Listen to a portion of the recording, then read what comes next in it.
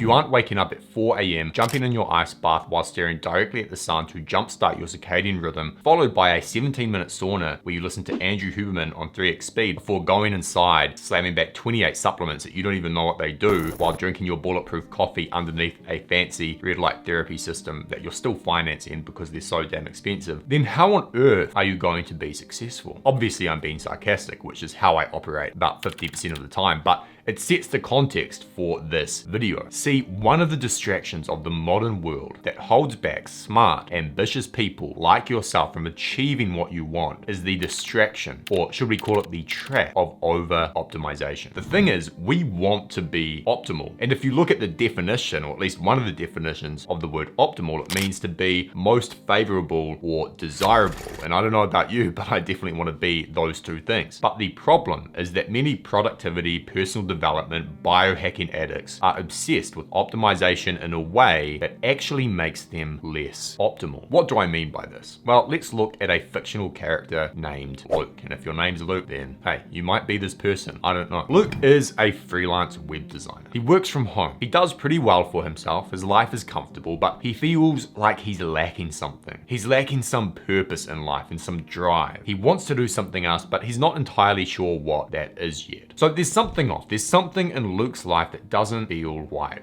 There's this sort of low-level anxiety that exists in Luke's life and he can't figure out why. But being the personal development junkie Luke is, he decides that he is going to fix his situation. After all, he has a growth mindset. Luke also has a slightly obsessive personality, and as such, he falls prone to magic pill seeking or single solution thinking, where he thinks that there's a single solution for something or there's a magic pill that can fix all his problems. Of course, he's smart enough to know that there's no such thing, but subconsciously he acts this way. And so he ends up going down the rabbit hole of over-optimization. He watches a video from Andrew Huberman on how to optimize one's circadian rhythm, and he figures that if he can just fix his morning routine and go for a walk and get sunlight in his eyes first thing, then he will level up and become the man he wants to be. So he implements these changes and he feels a little bit better. He has a bit more energy in the morning, but he's still stuck. His problem is not solved. He's still stuck in this kind of inertia. Then he wonders if maybe it's his sleep. He doesn't have trouble getting to sleep. He usually gets 8 hours in every night, but he saw a tweet thread the other day on how to optimize one's sleep. And so he figured, well, that might be the problem. Maybe my sleep just isn't optimal enough. So he buys a sleep tracking ring, he gets blackout curtains, he sets the AC to the right temperature, he starts taking supplements, and he creates a complex evening wind down routine. Again, this makes him feel a bit better. Maybe he gets 5% better sleep per night, but he still feels stuck. Months go by. Luke has built up these routines, these habits, these optimizations. Some of them have improved the quality of his life, but many of them haven't really done much at all. And unfortunately, Luke is still in the same place. He lacks that purpose and drive that he desperately wants. He wants to do something else with his life and his business, but he's not sure what. And he's just spent all this time, this energy, and this effort making himself more optimal. But for what? Because he's still stuck in this state of low-level anxiety, this state of inertia. He still feels like life is passing him by. In fact, in a way, it's made him even less optimal because now these routines and these habits and these optimizations have become crutches for him. And if he happens to skip his morning walk or there's no sunlight in the morning, then he finds it harder to get down to work. Before we move on to the solution for people like Luke and yourself, if you struggle with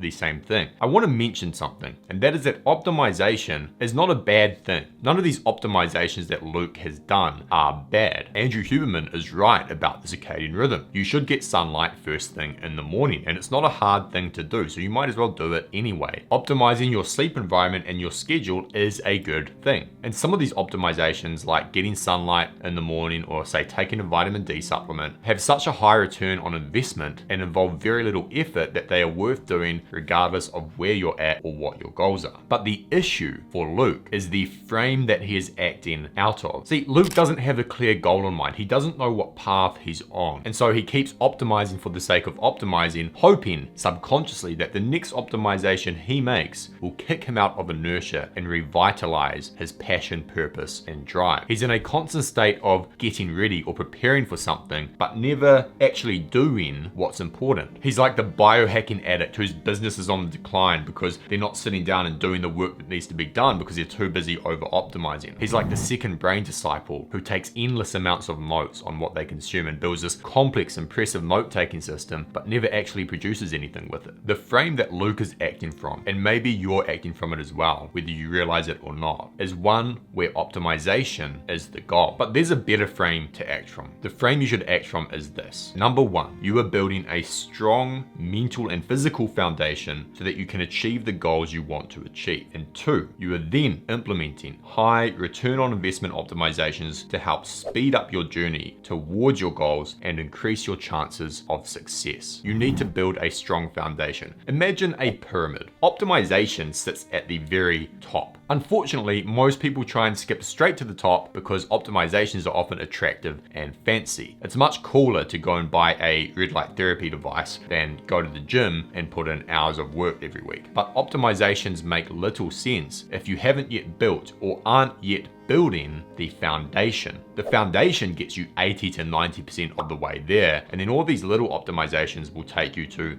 95 or 99%. The person who does ice baths every morning because it sounds cool but neglects nutrition and exercise is not becoming more optimal. The note-taking addict who loves their second brain system but cannot sit down to work on a mentally demanding task for more than 30 minutes because they haven't built up the focus capacity is not becoming more optimal by figuring out a better way to take notes. The guy who has a complex morning routine with 10 different habits but no goal that drives them is not becoming more optimal. You must start with the foundation. And for me, this is what it looks like. You start with your values and your vision. Who is it that you want to be? What is it that you stand for? What is important to you? And then from there, you build into a goal, something that takes 6 to 12 months to achieve, something that's challenging, a North Star, if you will. And then it's about energy and capacity. And by energy, I mean mental and physical. How healthy are you? What are you eating? Are you exercising? How well are you sleeping? You must get these things in place. Otherwise, you're just not going to perform well. And any optimization you add on top is not going to have that much effect. Also, capacity. How long can you sit down and focus for? How strong is that focus muscle of yours? And do you need to improve it before you start worrying about all these optimizations? And then you can add optimizations on top. It doesn't mean that you need to have perfect energy and massive capacity before you can even look at, optimizing things. It's more that this is a way to think of how to prioritize things. So you shouldn't worry about this little optimization or, this technique for productivity if you can't sit down and work for an hour. Or you shouldn't worry about how to optimize your supplement stack if you're not moving, you're not exercising, and you're not eating well. It just doesn't make sense. Also, when you do it this way, when you work up that pyramid, you have a filter for the kind of optimizations that you should add to your life, to your system. So let's go back to Luke. Luke signs up for coaching with me and he realizes that he's doing this all wrong. He starts by defining and articulating his values and his vision. He gets really clear on what it is that he needs to do next and he sets a 6 to 12 month goal. We then audit and analyze his current situation and what he's been doing. And we learn that even though he's added in all these little optimizations to be more productive and to be a better human being, he still can't sit down and focus for 30 minutes. Part of the reason for this is that he just hasn't built up the capacity. So we get him on a plan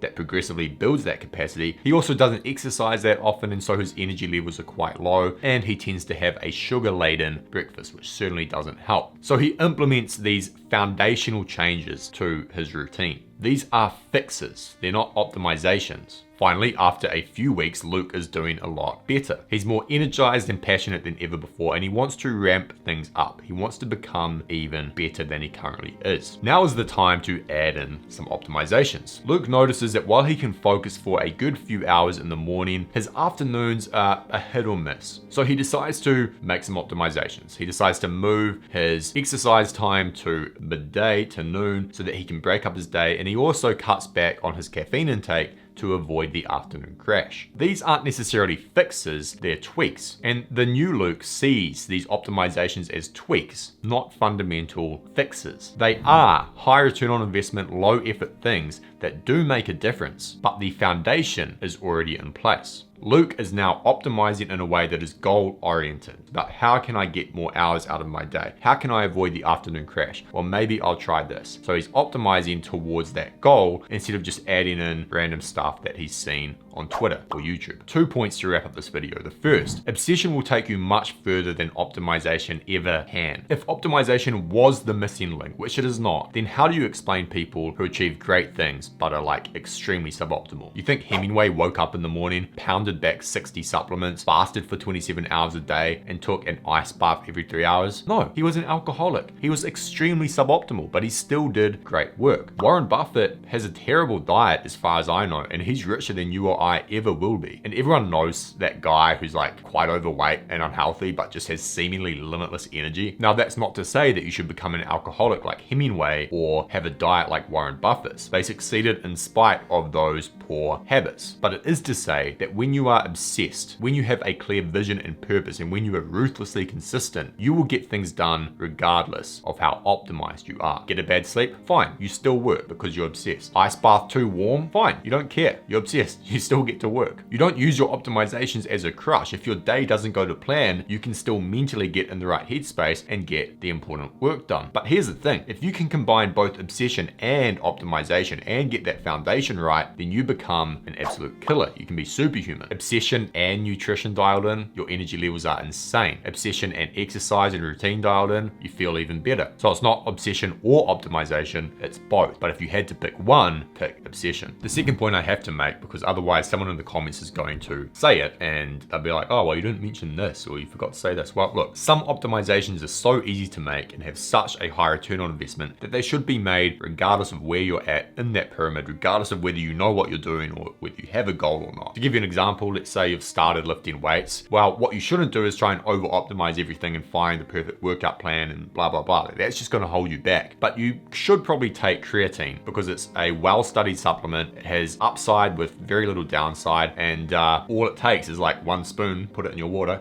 you're good. Like, it doesn't take that much effort, right? So you should probably do that. So there's all these little optimizations like that where it's like, yeah, I should probably just implement that as a habit regardless of where I'm going or regardless of what I'm doing. So I have to mention that as a caveat. Okay, so as I end this video, where do you go from here? Well, if you are an over optimizer, you need to stop doing that. Start with the foundation. Clearly articulate and define your values and vision. Set a clear goal for yourself. Don't overthink it. Just pick something that you can focus on for the next 6 to 12 months. And if you haven't done so yet, dial in your exercise, your nutrition, and your sleep. These are the foundational habits that will make you a more effective human being that can perform at a high level. And then, once all that is in place, look for those high return on investment optimizations that can take you even further.